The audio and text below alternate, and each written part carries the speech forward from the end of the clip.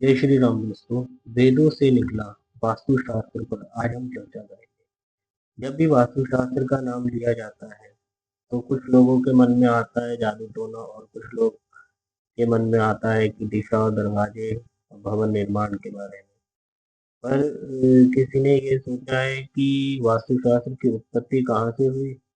क्या यह केवल घर घर बनाने का एक पद्धति है या एक इसके पीछे हजारों वर्षों की ज्ञान विज्ञान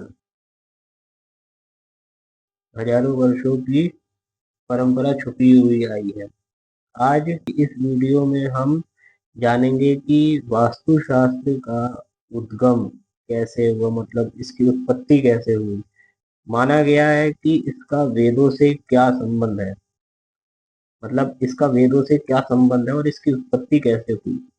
स्थापत्य वेद से ही आया है, तो स्थापत्य वेद क्या है और क्यों प्राचीन आचार्यों ने वास्तु को एक संपूर्ण विज्ञान माना। भारतीय संस्कृति में ज्ञान का सबसे प्राचीन स्रोत वेद है। वेद शब्द का अर्थ ही ज्ञान है दोस्तों। प्राचीन ऋषियों ने मानव जीवन को व्यवस्थित करने के लिए जो ज्ञान दिया उसे वेद कहा गया। मुख्य रूप से चार वेद कहलाए दोस्तों। एक का नाम आ गया आपका ऋग्वेद, यजुर्वेद, सामवेद और अथर्ववेद। इसके उपवेद आ गए आपके आयुर्वेद, यजुर्वेद का आ गया धनुर्वेद, सामवेद का आ गया गांधर्वेद, अथर्ववेद का हो गया स्थापत्य वेद।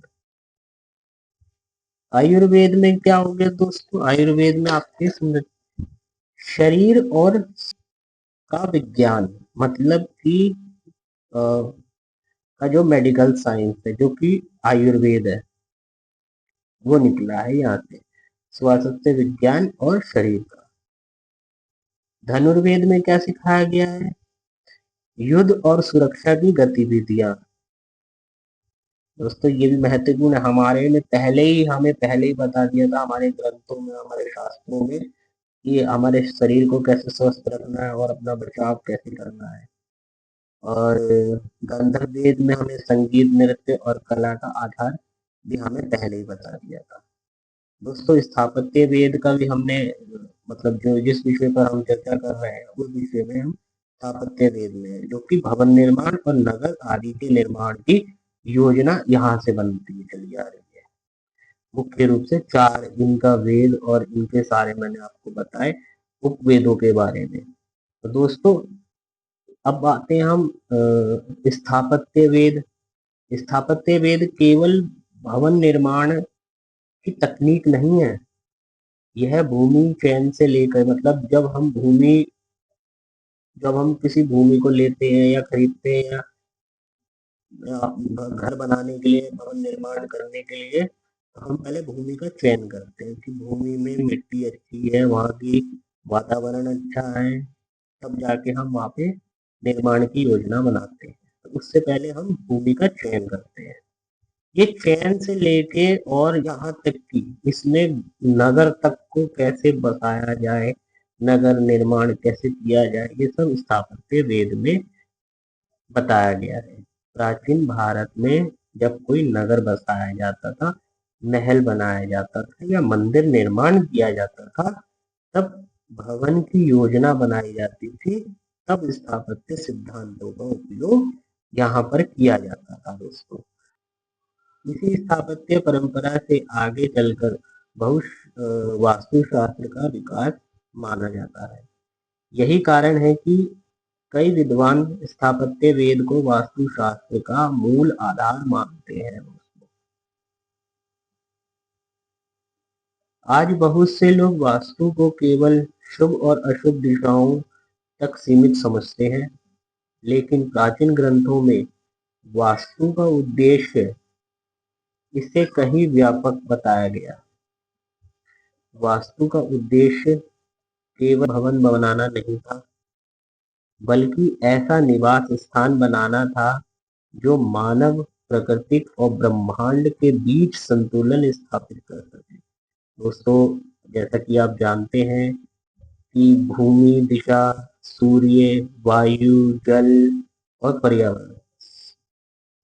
दोस्तों आप सभी जानते हैं कि भूमि जहाँ पर आप निवास बनाएंगे, दिशा जहाँ पर आपकी शुभ दिशा होगी, सूर्य, वायु। इसलिए भूमि, दिशा, सूर्य, वायु, जल और पर्यावरण सभी को महत्वपूर्ण मा, माना गया है।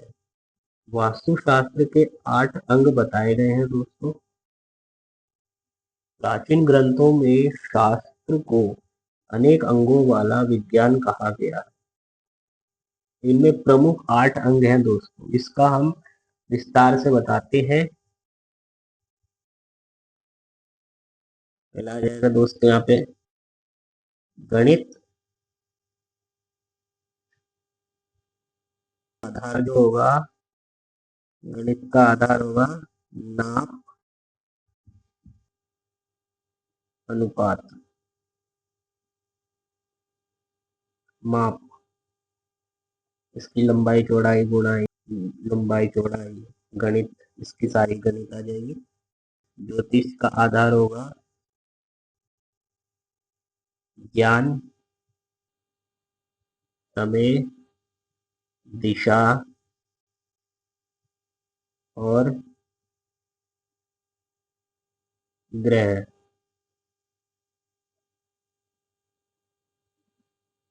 दोस्तों अब आ जाता है छंद। इसमें होगा ज्ञान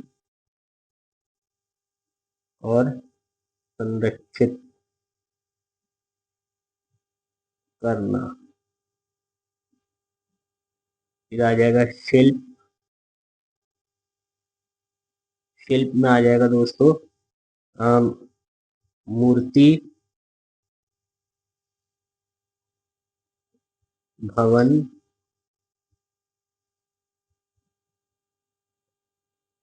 कलात्मक निर्माण का विज्ञान।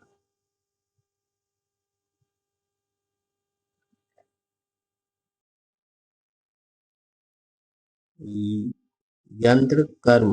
यंत्र कर्म से दोस्तों उसका तात्पर्य ये होता है कि जैसे कि आपकी कोई भी उपकरण जो होता है आज के जब मॉडर्न साइंस में, जो भी आपका कोई भी यंत्र हो आपका नापने का या दिशा चेक करने का, इस प्रकार के सारे यंत्र। दूसरा होगा विधि। इसकी पहले विधि क्या होगी?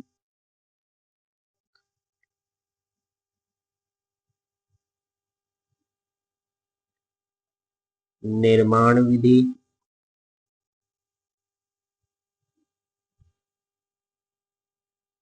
और नियम।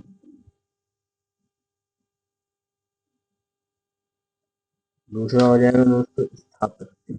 स्थापत्य सिद्धांत।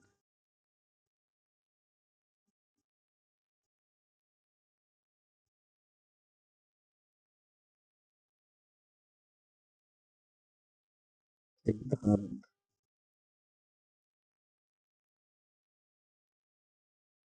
भवन की रचना और संरचना। भवन रचना और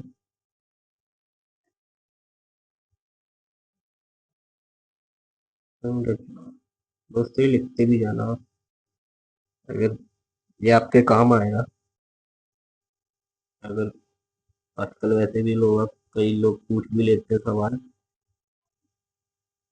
और अपना धर्म के बारे में लोगों को ज्ञान होना बहुत जरूरी है आज के टाइम में। दोस्तों निर्माण कला भी आती है इसमें।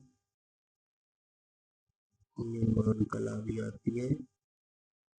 निर्माण कला में आ जाएगा आपका जैसे जितनी भी आपकी निर्माण से जुड़ी हुई प्रक्रियाएं हैं और उसके नियम।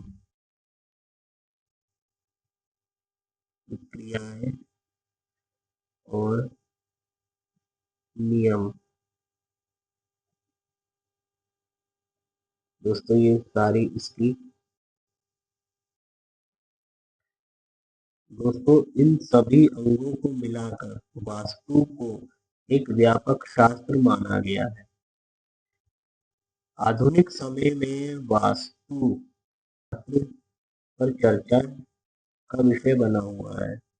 कुछ लोग इसे सांस्कृतिक परंपरा के रूप में देखते हैं, तो कुछ लोग इसे स्थापत्य ज्ञान का हिस्सा मानते हैं और कुछ लोग इसके सिद्धांतों को आधुनिक वास्तुकला के साथ जोड़कर समझने का प्रयास करते हैं दोस्तों। तो दोस्तों, आज हमने जाना कि वास्तुशास्त्र की जड़ें किस प्रकार वैदिक ज्ञान का परंपरा से जुड़ी मानी जाती है। हमने चार वेदों, उनके वेदों और वास्तुशास्त्र के प्रमुख अंगों को समझा। सनातन ज्ञान की यह परंपरा हम सबकी धरोहर है। यदि आप चाहते हैं कि वास्तुशास्त्र और प्राचीन भारतीय ग्रंथों का यह ज्ञान अधिक लोगों तक पहुंचे, तो वीडियो को लाइक करें, शेयर करें और कमेंट करें और सब्सक्राइब करना ना भूलें दोस्तों। तब तक के लिए जय श्री राम। अगली वीडियो में मिलते हैं दोस्तों। तब तक के लिए जय श्री राम।